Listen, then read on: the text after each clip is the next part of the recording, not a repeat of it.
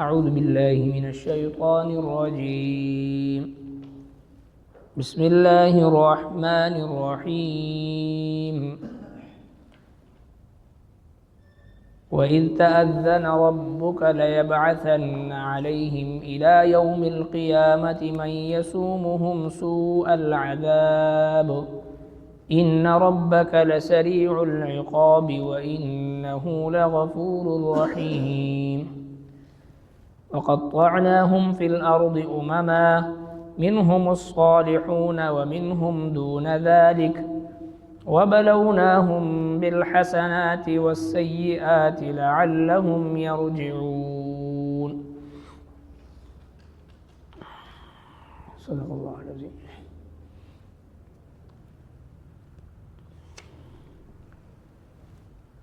تیرو آیتون مبارکوں کی د بنی اسرائیل او د ازمائش امتحان واقعا ذکر شو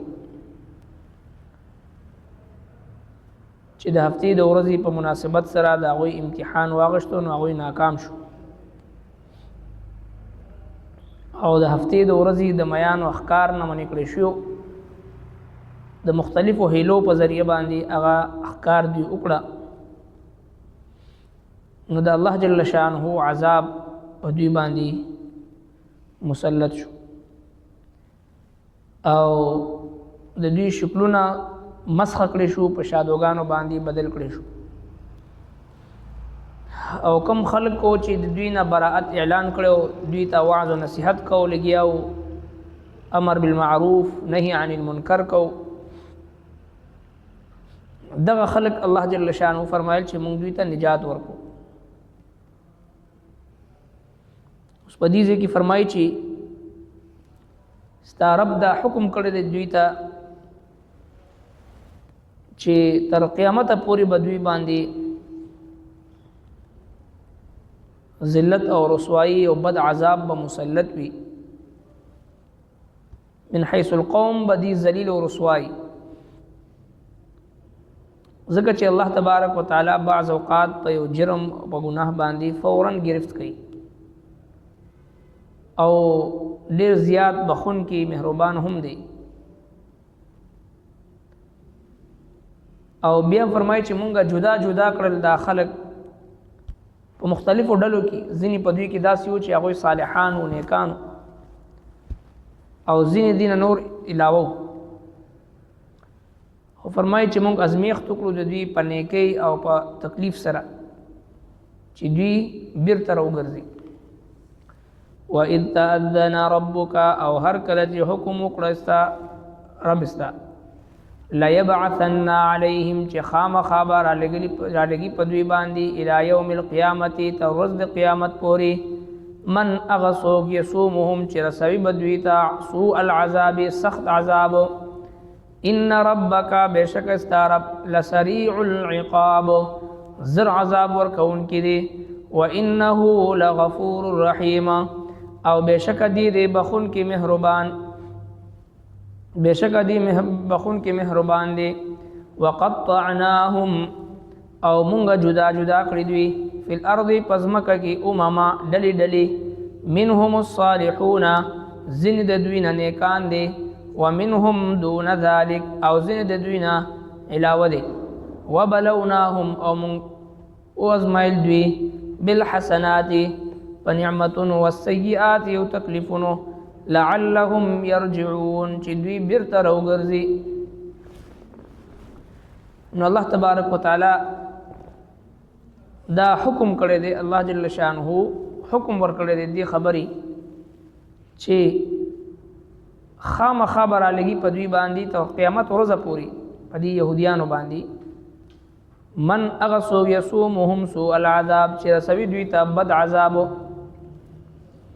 دغه يهوديانو تاریخ چې کله وګوري بالخصوص نو په دوی باندې په مختلفو قومونو کې په مختلفو زمانو کې مختلف بادشاهانو په دوی باندې حکومتونه کړې دي او په دوی باندې چې هغه ظلمونه کړې دي دوی د غلامۍ جون تیر کړی دی وقتاً فوقتاً حالانکه دا د پیغمبرانو اولاد دي او په دغه قوم کې په زرګونو تعداد کې انبیاء کرام دنیا ته تشریف راوړی دی خو د هغه پیغمبرانو اولاد د خپل د نافرمانی او د خپل معصیت او گناهونو په وجه باندې په مختلفو زمانو کې مختلفو بادشاهانو غلامان پاتې شوي دي څرنګه چې په دې سورت مبارکه کې دا مخکې واقعیا ذکر شو چې دوی د بنی اسرائیل د فرعون غلامانو د مصر د خلکو غلامانو الله تبارک وتعالى دوی د نجات لپاره موسی علیه السلام او هارون علیه السلام راولګلو او د فرعون د مظالمونو دوی ته خلاصي او نجات ورکو خو چې کله دوی د هغې د مظالمونو خلاص شو نو هلته کې بیا شرک شروع کو الله تبارک وتعالی بیا معاف کو دا شرک ورته بیا توبه ویستله او د هغې نه بعد چې کله دوی ته د تورات احکامات ملو شو په هغې کې چې دی نو نافرمانی شروع کړه نو بیا ور باندې الله جل شانه عذابونه مسلط کړل دي شکلونه مسخ شو په شادوګانو بزوګانو باندې بدل شوي مختلفو دورونو کې مختلف قسمه په دوی باندې عذابونه رالل نو بیا به دوی د خپل خبرې نه وګرځیدل نو الله تبارک وتعالی فرمایل چې همیشه په دوی باندې یو داسې کس وي چې هغه دوی ته عذاب ورکوي دوی ته به تکلیف ورکوي او تر دې پورې چې من حیث القوم دا ذلیل او رسوا قوم دی د دنیا په محبت کې گرفتار دی او داسې گرفتار دی چې دغه د دنیا د محبت د وجنه کله د یو غلام جوړیږي کله د بل غلام جوړیږي اوس هم يهوديان اسرائیل هغه د امریکای او د نورو ملکونو غلامی کوي او د هغه غلامی په نتیجه کې لګیا د په مسلمانانو باندې ظلمونه کوي دا غوی د پاره استعمالیږي تر دې پوری احادیث پاک احادیث مبارکو کی تفصیل ذکر دی چې قرب قیامت دغه قوم د حضرت عیسی علیه السلام سره به مقابله کوي او د دجال په صف کې بودريږي دجال سره به یوځي کیږي او د دجال معاونت او تعاون به کوي دغه سره به مرګرتیا کوي او بالاخر د حضرت عیسی علیه السلام او حضرت مهدی علیه الرضوان د هغه په لاسونو باندې به د هلاک کړي شي دا به قتل کړي شي دا قوم به مردار کړي شي تر هغه پورې به دوی د اسلام خلاف سازشونه کوي د مسلمانانو خلاف به سازشونه کوي تر دې پورې چې کله دجال راشي نو د دجال سره به یوځي شي د هغه ذلیل او رسوا قوم دی چې دوی د انبیاء کرامو سره وفا نه کړي د الله پیغمبرانو سره وفا نه کړي نو لہذا الله جل شانو فرمایي چې همیشه په دوی باندې به یو داسې څوک مسلط وي چې دوی ته عذاب ورکړي ان ربک لسریع العقاب بشک استعرب زر عذاب ورکون کی دی و انه لغفور رحیم بشک دی بخون کی مهربان دی الله جل شانه بعض اوقات د مجرم د جرم د نوعیت په اعتبار سره فورا چې رون سي سزا ورکی ولا